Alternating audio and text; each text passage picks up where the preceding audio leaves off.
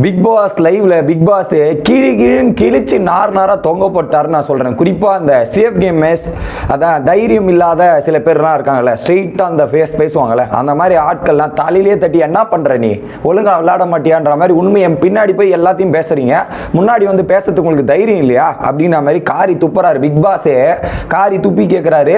So இதுல பல பேர் கோவம் வருது. அதில் குறிப்பா ரஞ்சித்தை ஒரே சிரிப்புல ரஞ்சித்தை கதற விட்டாங்க. ஜாக்லின் நல்லா இருந்துச்சு அந்த மூமெண்ட். சார் ஒரே ஒரு ஒஸ்ட் தான் வாங்கியிருக்கீங்க, ஏன் உங்களுக்கு டென்ஷன் ஆகுறீங்க? இன்னும் நிறைய இருக்குது சார். ஒரு ஒட்டுமொத்த டிராமாவும் பட்டுன்னு உடைச்சா இப்படி கோவம் வரதான் செய்யும். ஃபீல் பண்ணாதீங்க, வாங்கி தான் ஆகணும். ஃபீல் பண்ணாதீங்க, வரி பண்ணாதீங்க, கூல்டவுன் ஆகுங்க. சரி மக்களே, அதில் நடந்த நிறைய விஷயங்கள் இருக்கு, எல்லாத்தையும் டீட்டெயிலாக பார்க்கலாம்.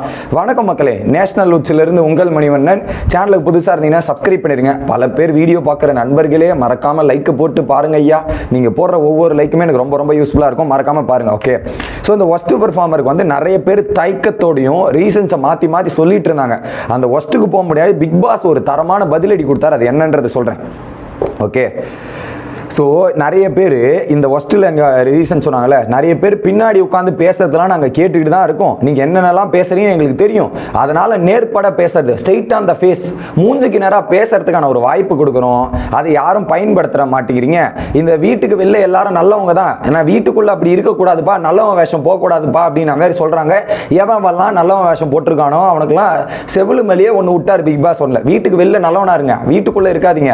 இந்த நிகழ்ச்சி எதுக்கான நிகழ்ச்சின்னு உங்களுக்கு தெரியும்.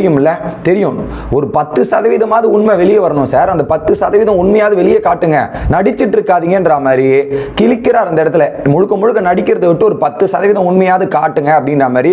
மெயினா நடிச்சிட்டு இருக்க நபர்கள் யாரோ அவங்களுக்கு தான் கோவம் வரும். கரெக்டா? இப்ப நடிக்காத இருந்தா அவனுக்கு ஏன் கோவம் வரப்போகுது? நடிக்கிறவனு தான் கோவம் வரும். ஓகே, அதே மாதிரி பாத்தீங்கன்னா நீங்க வெளியே போய் பார்க்கும்போது உண்மைத்தன்மை, இங்க இருக்கிற உண்மைத்தன்மை வெளியே தெரியுதான்னு பல பேர் செக் பண்ணுவாங்க அப்படின்ற மாதிரி உடனே கை தட்டுறாரு ரஞ்சித். எதுக்கு கை தட்டணும் சார்? அசிங்கப்படுத்திட்டு இருக்காரு, நீங்களே கை தட்டி மாட்டிக்காதீங்க, புரியுதா? அசிங்கப்படுத்துறாரு. சூப்பர் சார் சூப்பர் சார் அப்படின்ற மாதிரி இவரே கை தட்டிக்கிட்டார். அதுக்கப்புறம் பிக் பாஸ், ஸோ இந்த நிகழ்ச்சி தெரிஞ்சுதானே வீட்டுக்குள்ள வந்திருக்கீங்க. ஸோ இந்த நிகழ்ச்சிக்கு தேவையான முனைப்பு, அப்புறம் வித்தியாசமா பண்ணுவது, கூண்டோட அடைச்சு கொண்டு இருப்பது, இந்த மாதிரி பல பேர் வீட்டுக்குள்ள இருக்கீங்க. பல பேர் அதுக்கேற்ற மாதிரி கேம் விளையாடிட்டு இருக்கீங்க. ஆனா ஒரு சிலர் மட்டுமே, குறிப்பிடத்தக்க விஷயம், ஒரு சிலர் மட்டுமே நேர்பட பேச தைரியம் உள்ள நபர்கள் மட்டுமே இருக்காங்க. சில பேருக்கு அந்த தைரியமும் கிடையாது. பின்னாடி உட்காந்து புரளி பேச சொன்னா நல்லா பேசுவீங்க சார், முன்னாடி வந்து பேசுறதுக்கு தைரியம் இல்லாத எதுக்கு இருக்கீங்கன்ற மாதிரி காரி துப்பிட்டார் பிக் பாஸ். அதுல குறிப்பா இது உங்களுக்கு தெரியலையா? உங்களுக்கு தெரியும், போய் யோசிக்கிறதா கண்ணாடி முன்னாடி பார்த்து உன் மூஞ்ச பார்த்து கேட்டுங்கன்றார். எப்படி? கண்ணாடி முன்னாடி போய் பார்த்து கேட்டுங்க. பின்னாடி ஒண்ணு பேசுறீங்க, நேரா பேசுறதுக்கு தைரியம் இல்ல, துப்பு இல்லைன்ற மாதிரி முடிச்சு விட்டார். உடனே என்ன பண்ணிட்டாங்க? 3 பேர் கை தட்டாங்க. செம்ம கை தட்டு. ஜாக்லின், மஞ்சுரி மற்றும் சௌந்தர்யா கை தட்டி சிரிப்புன்னு சிரிச்சிட்டாரா? சிரிச்ச உடனே ரஞ்சித், எது கை தட்டுறீங்க, ஏன் சிரிக்கிறீங்க அப்படின்னு கேட்குறேன். சார் சிரிக்க கூட கூடாதா சார்? ஜாக்லின் சிரிக்க கூட கூடாதா? எனக்கு தோணுச்சு, நான் சிரிச்சேன். இல்லைன்னா சார் அவர் சொன்னதை நான் கேட்டு சிரிச்சேன். இவர் ஏன் கோவப்படுறாரு? அவங்க சிரிச்சா இவருக்கு ஏன் கோவம் வருது? நான் கேட்கறேன். பிக் பாஸ் சொல்லி முடிச்சிட்டாரு, சிரிச்சிட்டாங்க அவங்க, இவருக்கு ஏன் கோவம் வருது? ஏன்னா அது உங்களை சிரிச்சு உங்களுக்கு கடுப்பாகுதா? அப்படியே ரியல் ஃபேஸ் வருது. சார் நடிப்பு போதும், டிராமா போதும், நிறுத்துங்க. ஓகே நிறுத்துங்க. You can shut down the drama, come out to the real character. இவெல்லாம் நடிச்சுட்டு குற்றமுள்ள நெஞ்சு தான் குறுகு இருக்கும். நீங்க ஏன் டென்ஷன் ஆவறீங்க? வேற யாரும் அந்த இடத்துல டென்ஷன் ஆகல, நீங்க ஏன் டென்ஷன் ஆவறீங்க? மூஞ்சி ஏன் மாறுது? எதுக்கு மாறுது? அப்ப நீங்க ஏதோ பண்ணிருக்கீங்க தானே அர்த்தம். சோ அந்த இடத்துல ரொம்ப கடுப்பாயிட்டாரு. இப்ப கதறிட்டு இருக்காரு ரஞ்சித் அவர்கள் அப்படின்றது பார்க்க முடியுது. ரொம்ப திருப்தியா இருக்குதுங்க அதை பார்க்கும்போது. ஏன்னா அது நல்ல சம்பவமா இருந்தது. ஓகே, இது ஒரு பக்கம். அடுத்து முத்துக்குமார் ரியலைஸ் பண்றாரு, என்னடா டே ஒட்டுமொத்த ஆண்களுமே எனக்கு பெஸ்ட் பெர்ஃபார்மர் கொடுக்க மாட்டேங்கிறீங்க, அந்த அளவுக்கு ஏன் மேல ஏன்டா வன்மத்தில் இருக்கீங்க, ஏன்டா நான் அப்படி என்னடா பண்ணிட்டேன் அப்படின்னும் போது மஞ்சுரி சொல்றேன், டே அவனுக்கு இன்னும் பாய்ஸ் வெர்சஸ் கேர்ள்ஸ் தான்டா விளையாட்டு இருக்கானுங்க பாரு, நீ வேணா உனக்கு போட்டது இதெல்லாம் அவனுக்கு கேர்ள்ஸுக்கு யாருக்குமே கொடுக்க கூடாதுன்னு ஒரு குறிப்பிட்ட கேங் இருக்கானுங்க. அந்த திருட்டு கும்பல்னு ஒரு கும்பல் இருக்குல்ல, அவனுக்கு வந்து கேர்ள்ஸ் பக்கமே ஒரு ஓட்டு போடக்கூடாதுன்ற மாதிரி அவனுங்களே மாத்தி போட்டுக்கிறானுங்க. அதுக்கு ஒரு ஹைலைட்டான விஷயத்தை ஒஸ்ட் பெர்ஃபார்மரை ஹைலைட் பண்றேன். அது உங்களுக்கு தெரியும். ஒரே நிமிஷம் மக்களே.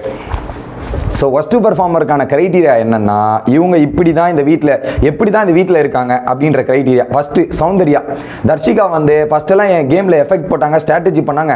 ஆனால் இப்போ ஒண்ணுமே தெரியல, மற்ற டைம்ல ஆளே அட்ரஸ் இல்லாமல் இருக்காங்கன்ற மாதிரி சௌந்தர்யா உடைக்கிறாங்க. அது நமக்கும் ஃபீல் ஆகுதுல, கரெக்ட்.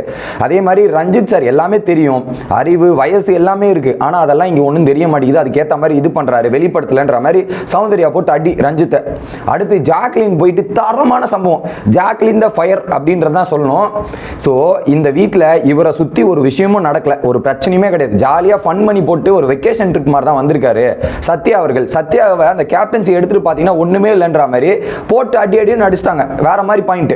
அதுக்கப்புறம் இவருக்கு எல்லாமே தெரியும், பேசுகிற விதம், தப்பு எது சரி எது இதெல்லாம் தெரிஞ்சுதான் அந்த வீட்டுக்குள்ளே வந்திருக்காரு. எதெல்லாம் பண்ணக்கூடாதுன்னு தெரியும் கிளியர் கட்டா. இந்த மாதிரி நபர்கள் வீட்டுக்குள்ளே இருக்கிறதுக்கு சாச்சனாவே வீட்டுக்குள்ளே இருந்திருக்கலாம். நல்லா விளையாடின சாச்சனா வெளியே போயிட்டாங்க, இந்த ரெண்டு மிக்சருங்க வீட்டுக்குள்ளே இருக்காருன்ற மாதிரி ரஞ்சித்தையும் சத்யாவும் போட்டு முடிச்சு விட்டாங்க. ஜாக்லின் சாச்சனாவே பெட்டர் பிளேயர், அது நம்ம எல்லாரும் ஃபீல் பண்ணோம். நான் சொன்ன கருத்துமே இதுதான். அதை அங்கே போட்டு உடச்சோடனே கதறல் அப்பயே ரஞ்சித்தோட கதறல் ஸ்டார்ட் ஆயிடுச்சு. அதுக்கப்புறம் முத்துக்குமார், ரஞ்சித் சார் இந்த கேமே விளையாடல, பிக் பாஸே 63 நாள் கழிச்சு தான் பாராட்டி கொடுத்தாரு. 70 நாள் எம்டியா தான் இருக்காரு ரஞ்சித். இந்த வீட்டில் எம்டி டப்பாங்க, டம்மி பீஸ் அப்படின்ற மாதிரி முடிச்சு விட்டோன்னே நகரவே இல்லைன்றத ரஞ்சித் ஷாக். அடுத்து பவித்ரா கான்ட்ரிபியூஷன் லோ, நிறைய இடத்துல பேசுவதே இல்லை. அவங்க பேச கொடுத்தா பேசல, பேச முடியாத கேட்கலன்றாங்க, மாற்றி சொல்கிறாங்கன்றதாக கேள்விக்குறியா இருக்குன்றதை சொல்லி முடிச்சிட்டார். ஓகே, அதுக்கப்புறம் பிக் பாஸ் ஒரு கேள்வி கேட்டேன், அதுக்கே இவ்வளோ யோசிக்கிறீங்க, ரெகுலராக பார்த்தது இல்லையா அப்படின்ற மாதிரி பிக் பாஸ் போடுறார். அடுத்து மஞ்சரி வந்து அதே ரஞ்சித் அண்ட் சத்யா பிரசன்ஸும் இல்லை, ஷோ இவங்களை சுற்றி நகர்ந்தே போல, ஷோ இவங்களை சுற்றி நடக்கல அப்படின்றத உடைக்கிறாங்க. அடுத்து தீபக் வந்து பார்த்தீங்கன்னா ரஞ்சித் அண்ட் பவித்ரா என்ன ரீசன்ஸ், முத்துக்குமார் அப்படியே தான். ரஞ்சித் வந்து அன்பால் மட்டுமே காப்பாற்ற முடியும்னு நினச்சிட்டு இருக்காரு, அதில் ஒன்றும் பண்ண முடியாது. பவித்ராவும் எதுவுமே பேச மாட்டேங்கிறாங்கன்றதால பவித்ரா. ராயன் வந்து சத்யா அண்ட் ரஞ்சித் ப்ராப்ளம் சொல்யூஷனே கொடுக்கல. அதை மற்றபடி பார்த்தீங்கன்னா பர்சனல் கேரக்டர் மட்டும் தான் இங்கே காட்ட வந்திருக்காரு தவிர்த்து கேமுக்கான ஷோவே அவர் இந்த கேமில் என்ன பண்ணாருன்னே தெரியலன்ற மாதிரி சத்யாவை முடிச்சிட்டார். அதே மாதிரி ரஞ்சித் 60 நாள் கழிச்சு தான் கேம் ஆரம்பிச்சார். கேப்டன்சி டாஸ்கில் எதனா பண்ணுவாருன்னு நினச்சோம், ஒன்றுமே பண்ணல அப்படின்றதுக்காக ரஞ்சித். ஓகே, அடுத்து பவித்ரா வந்தாங்க. சத்யா ஃப்ரெண்ட்ஷிப் பாண்டில் மட்டும்தான் இருக்காரு தவிர கேமில் வரல. அன்ஷிதா சம்மந்தியை தாண்டி அன்ஷிதா ஒன்றுமே தெரில அப்படின்னு சொன்னாங்க. ரஞ்சித் சார் அப்போ நிறைய தெரிஞ்சிட்டாங்களா பவித்ரான்னு தான் எனக்கு தோணுச்சு. அதுக்கப்புறம் தர்ஷிகா வந்து ரஞ்சித் சார் 59 நாளாக கேமில் ஒன்றுமே தெரில, அதுக்கப்புறம் பிக் பாஸ் சொன்னதுக்கப்புறம் ஓப்பன் அப் ஆகி கேம் விளையாடுவார்னு பார்த்தா திரும்ப அதே நிலைமையில தான் இருக்காருன்ற மாதிரி ரஞ்சித் கடி. அடுத்து சௌந்தர்யா தர்ஷிகாவை நாமினேட் பண்ணாங்கல்ல, எப்பவுமே வன்மத்தை கொட்டும் தர்ஷிகா இருப்பாங்களே சொல்லிட்டாங்க. செயற்கையாக ஒரு விஷயத்த பண்ணுறது, கியூட்டுன்ற பேரில் இவ்வளோ தூரம் ட்ராவல் பண்ணி வந்தது, என்ன ப்ளே பண்ணுறதுனே தெரியல, ஆனால் எல்லாமே செம சூப்பர்ன்ற மாதிரி ஒரு பில்டப் மட்டும் கொடுத்துட்டு இருக்காங்க சௌந்தர்யா அப்படின்ற மாதிரி போட்டு அடிக்கிறாங்க. ஆனால் நிறைய விஷயங்கள் பண்ணியிருக்காங்க, உங்களை விட நிறைய விஷயங்கள் பண்ணியிருக்காங்க தர்ஷிகா அப்படின்றதான் யதார்த்தமான பாயிண்ட். அடுத்து ஜெஃப்ரி வந்து ராயன், ஸோ அவன் கூட இருந்தால் சஜஷன் கொடுக்குறான், தூரமாக போய் பார்த்தா ராயனை காணும். தர்ஷிகா வந்து ராக்கெட் ஸ்பீடில் மேலே போனாங்க, அப்படியே ராக்கெட் அப்படியே கீழே வந்துச்சு. அன்ஷிதா ரஞ்சித் இந்த வீக் தான் அவர் கூட கொஞ்சம் கனெக்ஷன் வந்துச்சு, மற்றபடி அவர் குரூப்பாக இருக்கிற மாதிரி தான் இருக்கே தவிர்த்து ஒன்றுமே இல்லை. தர்ஷிகா வந்து இப்போ 3 வீக்ஸாக டவுன் ஆகிட்டு ஜோன் அவுட் ஆகிட்டா அப்படின்ற மாதிரி ஜோன் அவுட் கீழே நேம் வச்சாங்களே அந்த நேம். அடுத்து சத்யா வந்து ராயன் என்ன மாதிரி அவனும் இருக்கான் அப்படின்றதுக்காக ராயன். பவித்ரா வாய்ஸ் அவுட் பண்ண. இங்கே நோட் பண்ண வேண்டிய விஷயம், இதுக்கப்புறம் நீங்கள் நோட் பண்ணுங்க மக்களே, இதுவரையும் மெஜாரிட்டியில் யார் இருந்தாங்கன்னா ரஞ்சித் சார் தான் மெஜாரிட்டி, 8 ஓட்டு வந்துருச்சு. இந்த சத்யாக்கு அப்புறம் 2வது பிளேஸ் வந்து சத்யா வருவான்னு யோசிச்சுட்டு இருந்தாங்க, அப்படியே திருப்பி பவித்ராக்கு எடுத்துகிட்டு போயிடுவாங்க. விஷால் வந்து ரயன், அதே ரீசன்ஸ் தான். எஃபெக்ட்ஸ் போடுறா நான் வெளியே தெரியலன்னு. பவித்ரா வந்து பேசவே இல்லை அக்செப்டன்ஸ் ஃபேக்டர்ல. சத்யா விஷால் ஒரே ரீசன்ஸா, ஒரே நாமினேஷனா, 2 பேரும் பல நாள் அதான் சொல்றேன், குரூப்பிசம் தேர். அடுத்து அருண் வந்து சௌந்தர்யா வாய்ஸ் அவுட் பண்ணல, கிளாரிட்டி இல்லை, டாஸ்க்ல பங்களிப்பு இல்லைன்ற மாதிரி சௌந்தர்யா போட்டு அடின்னு அடிச்சிட்டாரு. அடுத்து பவித்ரா, ஸோ வெளியே உடைச்சு பேசல ஃபிக்ஸ் பண்ணும். இந்த 5 பேருமே பவித்ரா பவித்ரா பவித்ரான்னு கான்ஸ்டன்டா அடிப்பானுங்க. அடுத்து ராணவ் வந்து பவித்ராவோட ரீசன்ஸ் சேம் ரீசன்ஸ், ரயனோட ரீசன்ஸ் சேம் ரீசன்ஸ். ரஞ்சித் வந்து ரயன் அடிப்பார். ஸோ ரஞ்சித் ரயன் அடிச்சுட்டு கடைசியாக அன்ஷிதா, ஏன்னா பவித்ரா வந்து ரஞ்சித்தோட பேர் சொல்லல, அதனால பவித்ரா அவர் சொல்லல. ஒருவேளை பவித்ரா வந்து ரஞ்சித்தோட பேர் சொல்லியிருந்தா அந்த இடத்துல போட்டிருப்பாங்க. ஸோ அதில் மெஜாரிட்டி ஆஃப் த ஓட்டு வந்து பார்த்தீங்கன்னா ரஞ்சித்துக்கு 9 ஓட்டுகள், இன்னொரு பக்கம் பவித்ராக்கு வந்து 6 ஓட்டுகள். அதில் 4 ஓட்டுகள் பவித்ரா ஓட்டு போட்ட நபர்கள் பாருங்களேன், ராணவ், அருண், விஷால், சத்யா, முத்துக்குமார். ஸோ இவனுங்கெல்லாம் கூட இருக்கவங்களே ஓட்டு போட்டு தான் பவித்ரா இந்த நிலைமைக்கு எடுத்துட்டு வரானுங்க. சத்யா வரக்கூடாதுன்ற மாதிரி அந்த குரூப்பிசம் ஃபார்ம் பண்ணி அவரை சத்யா நல்ல பிளேயர்னு ப்ரொஜெக்ஷன் பண்ணி யாரு பவித்ராவை ஒஸ்ட் பிளேயர்னு போட்டிருக்காங்க. எனக்கு பவித்ரா ஒஸ்ட் பிளேயராக போட முடியும், அவங்க சொன்ன ரீசன்ஸ் வாய்ஸ் அவுட் பண்ணலன்னு சொல்லலாம். ஆனால் பவித்ராவோட மிக்சர் கேட்டகரி தான் Sathya. Sathya deserve that place தவிர்த்து Pavithra not deserve that place அப்படின்றதான் என்னோட பாயிண்ட் ஆஃப் வியூ. உங்களுக்கு என்ன தோணுது அப்படின்றத கமெண்ட் பண்ணுங்க. அடுத்த வீடியோவில் வந்து சந்திக்கிறேன். Bye guys.